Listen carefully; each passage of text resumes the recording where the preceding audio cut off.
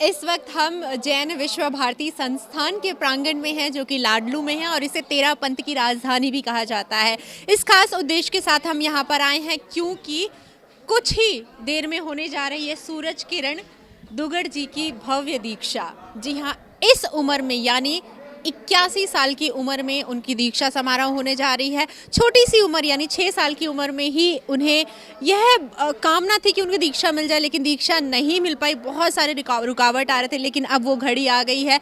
तो परिवार वाले बहुत खुश हैं और इस वक्त हम आपको उस स्थान पर लेकर आए हैं जहाँ पर वो विराजमान है, जहाँ पर दीक्षा से पहले की जो क्रियाएँ होती हैं वो पूर्ण की जाती है। परिवारगण और जो भी रिश्ते नाते हैं वो एक एक करके आते हैं। विभिन्न प्रकार की चीज़ें होती हैं, क्रियाएं होती हैं और साथ ही साधु भी आते हैं और उन्हें इस जीवन के लिए कामना देते हैं और आशीर्वाद देते हैं। साथ ही प्रियजन जो होते हैं, परिवारगण जो होते हैं, वो एक एक करके यह आग्रह करते हैं और अनुरोध करते हैं कि अगर उनसे इस जीवन काल में उनके प्रति कोई भूल हुई है, चूक हुई है, कोई गलती हुई है तो उसे क्षमा कर दिया जाए। तो उनके भावों को हम दिखाएंगे आपको और क्या कुछ क्रियाएं होती हैं, क्योंकि माई का ये सपना था कि वो भौतिकता को छोड़ के दूसरे पद पर यानी वैराग्य पद की ओर अग्रसर हो रही हैं, तो उन्हें रुपए पैसे कुछ भी नहीं चाहिए। तो इसलिए उन्होंने कुछ क्रियाओं को करने से मना कर दिया है, लेकिन फिर भी कुछ एक चीज़ें थी जो हमने यहाँ पर आपके समक्ष लाने की कोशिश की है। तो इस कार्यक्रम के माध्यम से हम आपको दिखाएंगे और साथ ही विभिन्न प्रकार की जो प्रतिक्रिया हो रही है परिवार द्वारा, किस भाव के साथ, किसी ने कुछ चंद कहे हैं उनके लिए, तो किसी ने कुछ वाणी बोली है, किसी ने कुछ गाया है उनके लिए, तो कुछ ने यह भावना भरी है कि माई अगर जीवन में हमसे कोई त्रुटि हुई है तो हमें क्षमा कर दीजिए। क्या कुछ कहा है, कैसे परिवारगण की भावनाएं हैं, तो बताते हैं आपको। तो चलिए अपने इस भव्य कार्यक्रम अंतर यात्रा के विशेष जो कुछ हम आपको दिखा सकते हैं माई के दीक्षा समारोह से संबंधित, वो आपको दिखाने चलते हैं। तो चलिए आइए देखते हैं। तो कितनी भोली है, प्यारी प्यारी है ओ माँ,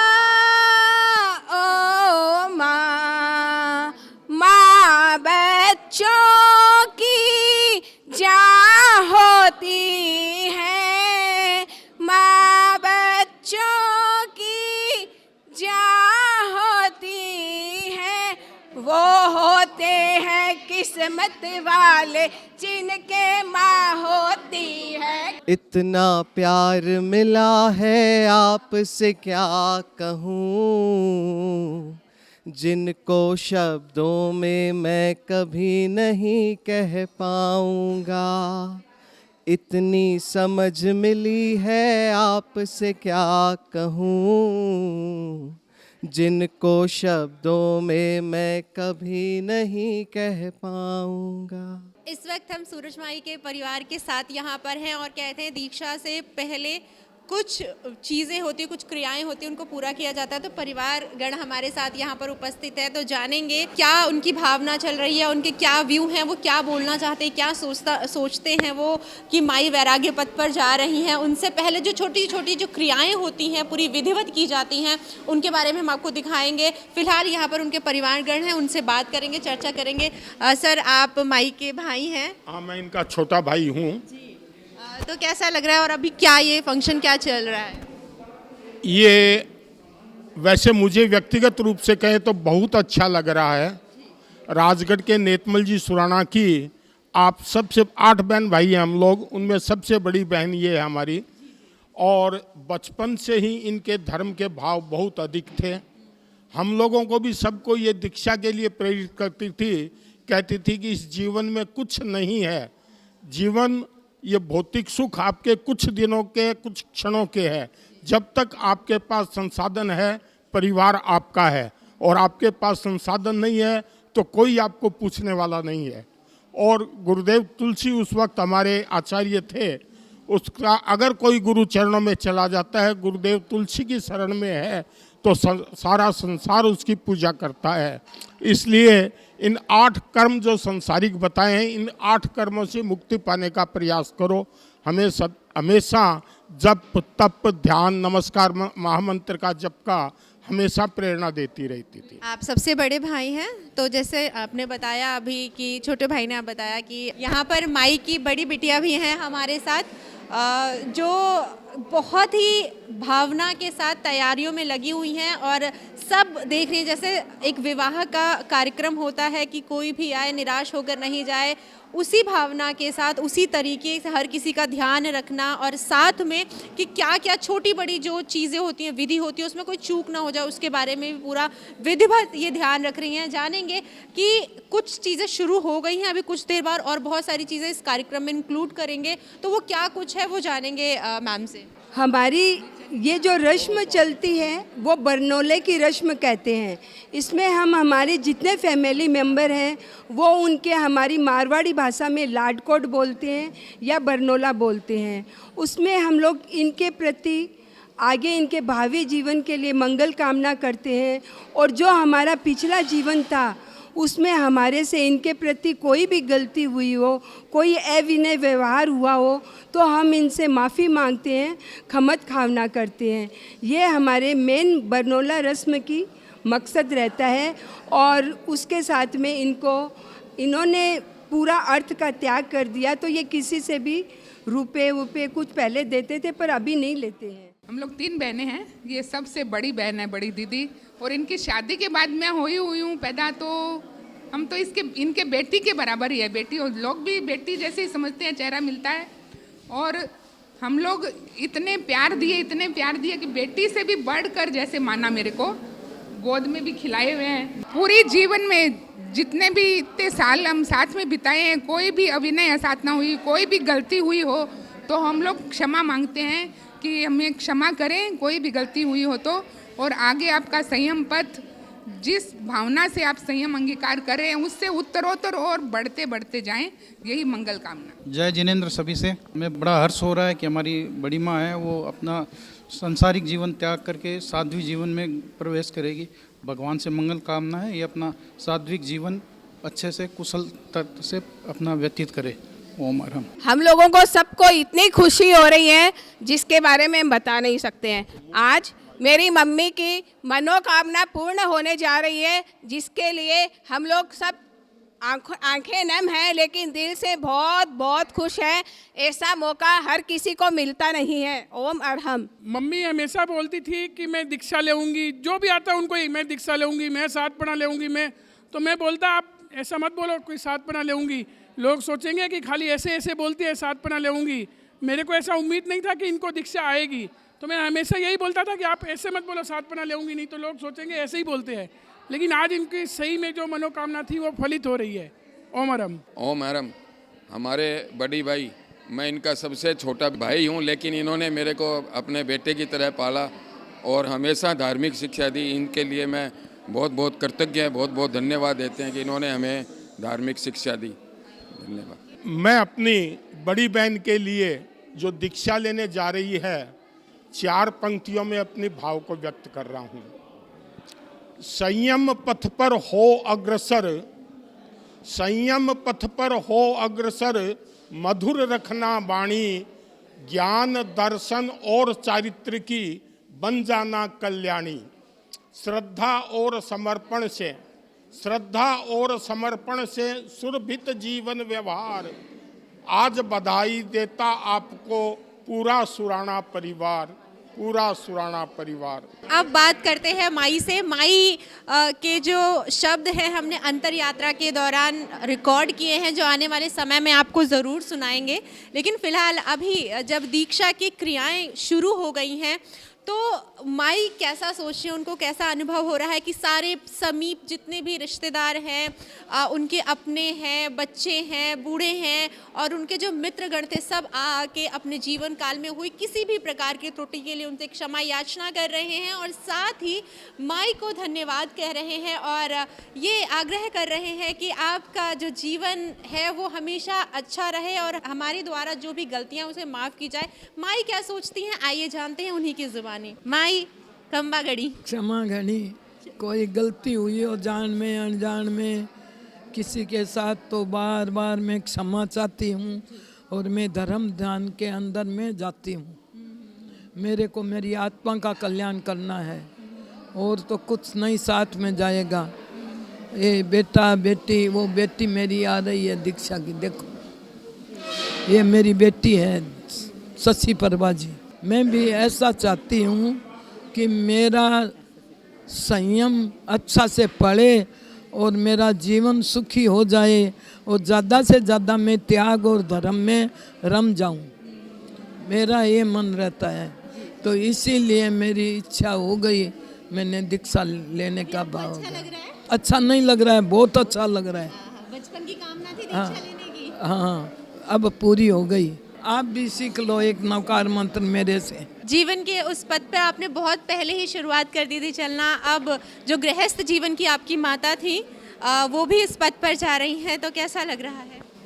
हमको लग रहा है कि देखिए हमको अच्छे संस्कार इन्होंने दिए, तो अब ये भी इसी लाइन में आ रही है, तो हमको भी खुशी हो रही है कि हम अपनी माता के ऋण से थोड़ा बहुत भी ऋण हो पाएंगे, इनको सहयोग देंगे, इस साधना में इनकी हेल्पफुल बनेंगे, तो हमको बहुत अच्छा लग रहा है। आप उनकी दूसरे नंबर की पुत्री थी या और आप तीसरे नंबर की? फिफ्थ नंबर की थी।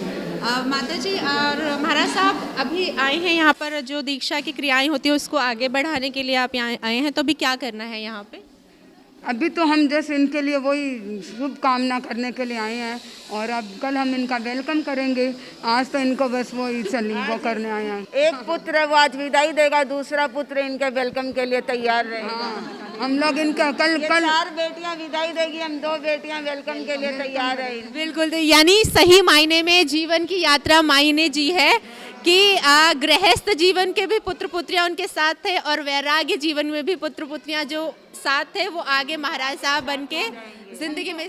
हमको खुशी की बात यही है कि हम इनकी साधना में कुछ सहयोग कर पाएंगे। इन्होंने हमको इस रास्ते में संस्कार दिए आने के लिए, तो हम भी कुछ इनके लिए थोड़ा बहुत अपनी जो भी हेल्प कर पाएंगे हम उनकी साधना में हेल्प करेंगे। इसी बात की हमको बहुत खुशी हो रही है। बहुत सारे दर्शक आपको क्या कहना चाहेंगे आप उनको? मैं ये कहना चाहूँगी कि पारस चैनल वाले सब स्प्रेड करें हर जगह ये बात कि जो त्याग में जो सुख है वो भोग में नहीं मिल सकता। बस यही है कि जो संयम जीवन में हम लोग जो अनुभव कर रहे हैं, आज हमको मेरे को 32 साल हो गए लगभग दीक्षा लिए को, मेरे को एक क्षण के लिए सेकंड के लिए भी नहीं मन में आया कि मैं कहाँ आके रह गई, कैसे हो गया। बहुत अच्छा आनंद लग रहा है। और मैं तो सबको मोटिवेट करती हूँ, कोई भी इस लाइन में आने के लिए होता है तो मेरे को लगता है हाँ भाई ये बहुत अच्छी है, मेरे को खुशी होती है और लगता है कि बहुत पीसफुल लाइफ है, खूब इंजॉय कर रहे हैं हम। आप गृहस्थ जीवन की माई की भांजी हैं, तो मेरे संसार पक्ष है मौसी जी है, तो ये जब भी मिलते तो यही कहती महाराज आप तो बहुत सुखी हो गए, संयम का पथ अपना लिया। और ये इनका ये नेचर है कि जब भी कोई मिलता है तो ये दूसरों को संयम के पथ पर आने के लिए हमेशा प्रेरित करती रहती हैं। सबको संयम पथ के लिए प्रेरित करते, उसी का परिणाम है कि आज इनको इतनी इजीली इनको आज्ञा मिल गई संयम पथ पर आने के लिए। हमें पता लगा कि लगे तो बहन है इस उम्र में, लेकिन इनके कोई वैसा ही कोई पुण्य का कर्म किया हुआ है कि इनको बहुत इजीली आज्ञा मिल गई। तो अभी क्रियाएं शुरू हो रही हैं, धीरे धीरे वैराग्य पथ की ओर माई अग्रसर हो रही हैं। अभी क्या कुछ विशेष होने वाला है लगातार इस कार्यक्रम के माध्यम से आपको दिखाएंगे। मुझे अच्छा भी लग रहा है कि इनकी मन की भावना पूरी हो रही है और मन में दुख भी है कि ये हम लोगों को छोड़ के चले जाएंगे। वैसे तो संस्कार माँ देती है, माँ से तो संस्कार मिले ही हैं हमें धर्म के संस्कार, लेकिन सासू माँ से भी हमें धर्म के संस्कार मिले हैं और उसके कारण जीवन में काफ़ी परिवर्तन भी आया है। तो मैं इनके प्रति कृतज्ञता व्यक्त करता हूँ और इनका आगामी जीवन बहुत मंगलमय रहे उसकी कामना करता हूँ। एनिवर्सरी भी है तो बहुत अच्छे दिन और संकेत है कि जिस दिन माई की वैराग्य पथ की ओर अग्रसर होने के लिए क्रियाएं चल रही है, उस वक्त आपकी एनिवर्सरी है, तो क्या कहना है भाषण भाई का? रात को 12 बजे आपका आशीर्वाद मिला था, इसके लिए ही धर्म की दिशा के अंदर आगे बढ़ने का था। मेरे जमाई बाबू हैं तो ये मेरा बहुत ध्यान रखा और मेरे को दीक्षा अभी आ रही है तो इनके कारण आ रही है। ये बहुत विद्वान है, जन्म कुंडली देखना जानते थे तो ये बोले आपके है जोग हैं, तो मैंने साधना शुरू करी। मैं बोलना चाहती हूँ इनकी एनिवर्सरी पे मेरी बहन हीरा है और जीजाजी कोहिनूर हीरा है। सूरज किरण दुग्गड़ ये मेरे वैसे बुआ सासू जी लगते हैं और इनको मैं पिछले 15 सालों से देख रहा हूँ। जब कभी भी आचार्य श्री महाप्रज्ञ जी या महासमन जी के दर्शन करते थे, इनके मन में दीक्षा की इतनी भावना थी, हर समय अर्ज करते रहते थे कि मतलब मुझे छठा गुण स्थान कैसे मिलेगा, छठा गुण स्थान दीक्षा के कारण नहीं मिल सकता है, नहीं तो नहीं मिल सकता। और मेरी बेटी 2-3 महीने पहले ही दीक्षित हुई है और इनकी प्रेरणा हरदम जब कभी भी इनसे मिलते थे, हरदम धार्मिक हमें ज्ञान देते रहते हैं, तो जिससे हम धर्म के राह में कैसे चलें और 12 व्रत के बारे में और के बारे में हरदम बताते रहते हैं।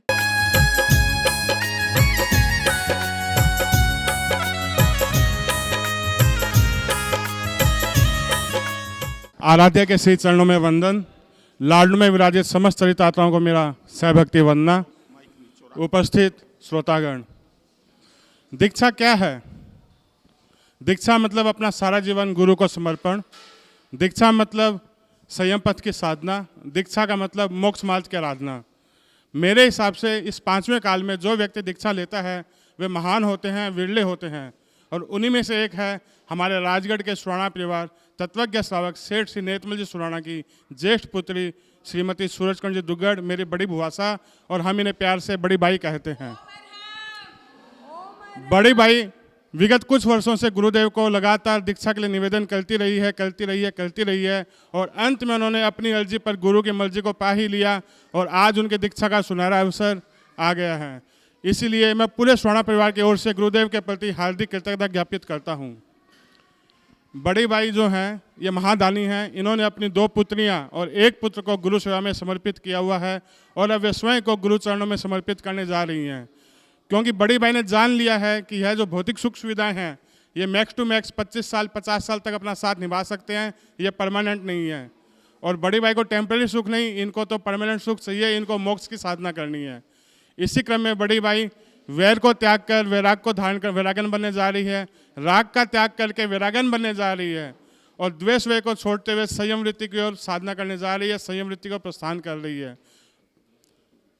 हमारे दादोसा श्री नेतमल जी सुराणा के परिवार में यह 6ठी दीक्षा है और यह बहुत ही हर्ष का विषय है।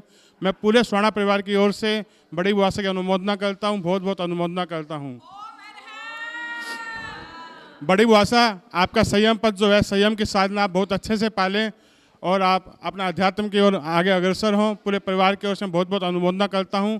और अंत में मैं आपसे, अगर मैंने अपने जीवन काल में कभी भी ऐब ने साधना की हो तो हाथ जोड़कर आपसे क्षमत कामना करता हूं, बार-बार क्षमा याचना करता हूं। मंगलम मतिमान भिक्षु मंगलम भारमल्लभ मंगलम रायचंद्रार्य मंगलम तुलसी गुरु महाप्रज्ञस्तु मंगलम महाश्रमोस्तु मंगलम विघ्नहरण मंगलकरण स्वामी भिक्षुनो नाम गुण ओलक सुमिरन किया।